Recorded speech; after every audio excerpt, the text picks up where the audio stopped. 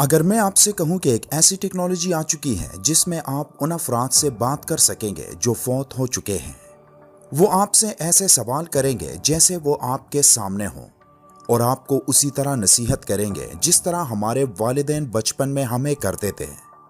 حال ہی میں net flicks کی ایک سیریز بلیک مرر کی ایک قسط میں دکھایا گیا کہ ایک لڑکی جس کا نام مارتا ہوتا ہے، اس کا ایک قریبی دوست ایک کار ایکسیڈنٹ میں مر جاتا ہے،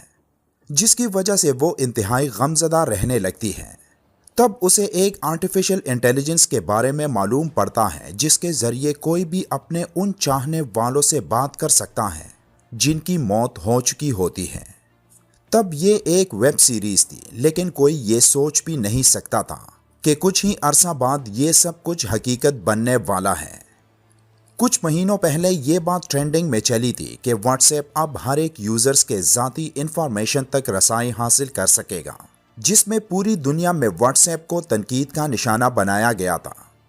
اصل میں ان کا یہ اقدام کسی انسان کے ان چاہنے والوں کے بارے میں معلومات اکٹھا کرنا تھی جو اب اس دنیا میں نہیں، اور اس کی بڑی وجہ تو یہ کہ واٹس ایپ اب فیس بک کا حصہ بن چکا ہے۔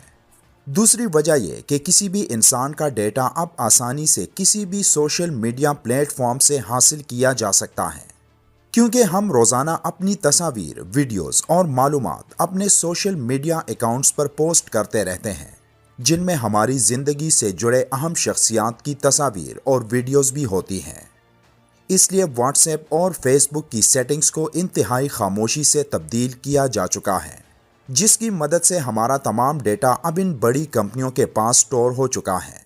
ہم کیا کھاتے ہیں، کیا پیتے ہیں، کیا خریدتے ہیں، کہاں جاتے ہیں، کن سے ملتے ہیں، یہ سب ان لوگوں کو معلوم ہے،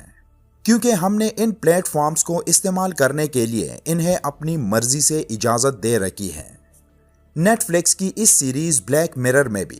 اس لڑکی کو ایک کمپیوٹر کی طرف سے ایک پیغام ملتا ہے جس میں وہ کمپیوٹر پروگرام اس کے اکاؤنٹ سے معلومات لے کر اس کے قریبی دوست کی شکل میں اس سے بات چیت کرنے لگتا ہے۔ وہ سب اتنی صفائی سے دکھایا جاتا ہے کہ وہ لڑکی یہ یقین ہی نہیں کر پاتی کہ اس کا دوست مر چکا ہے، اور جس سے وہ مخاطب ہے وہ بس ایک کمپیوٹر پروگرام ہے۔ یہ سب آج میٹاورس کی دنیا میں ممکن بنایا جا رہا ہے، جہاں ہر انسان کی اپنی دنیا ہوگی۔ انٹرنیٹ کا سب سے پہلا استعمال ڈائل اپ موڈم سے ہوا تھا، جسے ویب 1 کا نام دیا گیا۔ اس کے بعد ویب 2 کا آغاز ہوا، جس میں آج کا موجودہ انٹرنیٹ شامل ہے، اور کچھ عرصہ بعد ویب 3 لانچ کیا جا رہا ہے جو میٹاورس کی دنیا ہوگی۔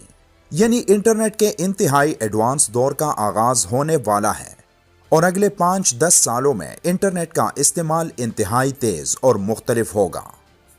فرض کریں عید کا دن ہے اور آپ 5 رشتہ دار یا دوست 5 مختلف شہروں سے کانٹیکٹ میں ہیں۔ ابھی ایک جگہ اکٹھے تو نہیں ہو سکتے، لیکن انٹرنیٹ نے یہ سہولت آسان کر دی کہ سب ایک خاص قسم کی اینک یعنی VR گلاسز لگائیں اور اپنی مرضی کا شہر یا عمارت وغیرہ منتخب کریں، اور کمپیوٹر کی دنیا کے اندر چلے جائیں جہاں آپ سب کا ایک ہم شکل کڑا ہے۔ اب سب بالکل ایک دوسرے کے سامنے کڑے ہیں، ہاتھ پاؤں ہلا رہے ہیں، اور بالکل ایک بیٹھک جیسی کیفیت ہے جو اس سے پہلے ویب 2 میں ممکن نہ تھی، جو صرف ویڈیو کال تک محدود تھی۔ اب جس عمارت کے اندر آپ کڑے ہیں وہ آپ کی اپنی بھی ہو سکتی ہے، اور آپ کرائے پر بھی لے سکتے ہیں۔ جی ہاں، ویب 3 میں لوگوں کے پاس ڈیجیٹل جائیداد ہوگی جو وہ سیل کریں گے یا رینٹ پر لگائیں گے۔ اسی لیے مارک زکربرگ نے جیسے ہی میٹاورس کا اعلان کیا تو اس کے ساتھ ڈیجیٹل ساز و سامان بنانے والے کرپٹو پروجیکٹس وغیرہ سب کے سٹاک اوپر چلے گئے۔ اس وقت جو بھی انٹرنیٹ میں استعمال ہوتا ہے، یعنی لکھائی، تصاویر، میوزک، ویڈیوز اور ویڈیو گیم، سب میٹاورس اور ویب 3 کی زینت بننے والے ہیں۔ 2009 میں ہالی ووڈ کی ایک فلم ریلیز ہوئی جس کا نام تھا سروگیٹس۔ اس فلم میں یہ دکھایا کہ ہر شخص، بوڑھا جوان، گھر میں ایک خاص قسم کی الیکٹرک کمپیوٹرائز کرسی پر خاص قسم کی اینکیں لگائے بیٹھا ہے، اور وہاں سے وہ اپنے سروگیٹ کو کنٹرول کر رہا ہے۔ اسی طرح سب لوگ اپنے اپنے گھروں میں ایسے ہی کمپیوٹر کرسی پر اینک لگائے لیٹے ہوئے ہیں، اور ان کے سروگیٹس جو دراصل انہی کی شکل کے روبوٹس ہیں جو باہر معاشرے میں مارکیٹس میں پھر رہے ہیں، جن کو وہ مکمل طور پر اپنے دماغ سے کنٹرول کر رہے ہیں،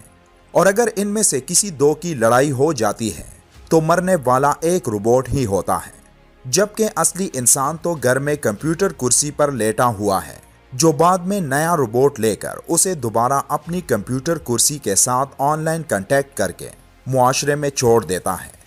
فلم کا موضوع یہ ہے کہ اس طرح سب لوگ گھروں میں محفوظ ہیں اور باہر صرف ان کے روبوٹ پھرتے ہیں۔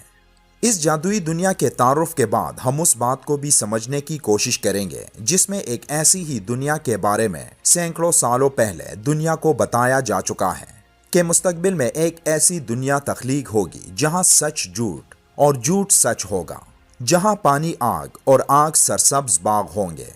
صحیح مسلم کی ایک حدیث کا مفہوم ہے کہ دجال کے پاس اپنی جنت اور دوزخ ہوگی، اور ایک اور حدیث میں ذکر ہے کہ دجال کے پاس مردوں کو زندہ کرنے کی صلاحیت ہوگی۔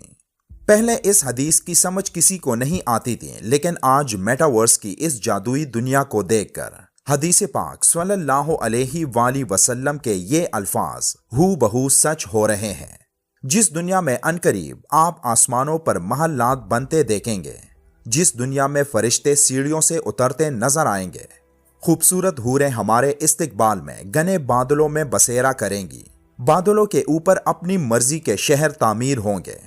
جن لوگوں کو ہم اس دنیا میں کھو چکے ہیں وہ ہمارے ساتھ ہماری اس جادوئی دنیا میں بیٹھ کر گپ شپ لگائیں گے، اور آہستہ آہستہ ہر ایک انسان اس دنیا کی سحر انگیزی میں گرفتار ہو جائے گا، جہاں سے نکلنا تقریباً ناممکن بن جائے گا۔ یہ سب کچھ حقیقت کے اتنے قریب ہوگا کہ اس سب کو جھٹلانا ہمارے لیے ممکن نہیں رہے گا، مگر حقیقت میں یہ سب نظر کا فریب ہوگا۔ یہ ایسی ٹیکنالوجی ہوگی جس میں خاص دستانے اور اینکیں پہن کر کمپیوٹر کی دنیا میں داخل ہو جائیں گے، جہاں ہم اپنے دور دراز دوستوں سے آمنے سامنے کھڑے ہو کر باتیں کریں گے۔ ویب 3 کے اس نئے ایڈیشن یعنی میٹاورس میں تعلیم بالکل بدل جائے گی۔ بچوں کو نظام شمسی سمجھانے کے لیے اینکیں پہن کر کمپیوٹر خلا میں پہنچا دے گا، جہاں وہ بالکل ایک حیران کن خواب کی طرح سب اپنی آنکھوں کے سامنے دیکھ سکیں گے۔ غرض انٹرنیٹ کا ایک نیا سورج طلوع ہونے والا ہے، جس کی دھوپ کے فائدے اور نقصانات کے بارے میں ابھی سے آگاہی حاصل کرنے کی ضرورت ہے۔ کئی دوست میٹاورس کو اس حقیقت سے جوڑنے پر متفق نہیں ہوں گے کہ یہ سب دجال کی مردوں کو زندہ کرنے والی ٹیکنالوجی ہوگی۔ تو اگر ایسا ہے تو پھر دجال ایسا کیا کرے گا کہ جس سے مردوں کو زندہ کیا جا سکے گا؟ کیونکہ آج تک تو یہ معجزہ اللہ نے صرف اپنے نبیوں میں سے بعض نبیوں کو دیا تھا، یا صرف ایک نبی کو، یہاں تک کہ طاقتور سے طاقتور جن بھی اس معجزے یا طاقت سے محروم رہا ہے۔ تو پھر دجال جس کے پیروکاروں کی بھاری تعداد یہودی ہوں گے، وہ مردوں کو کیسے زندہ کرے گا؟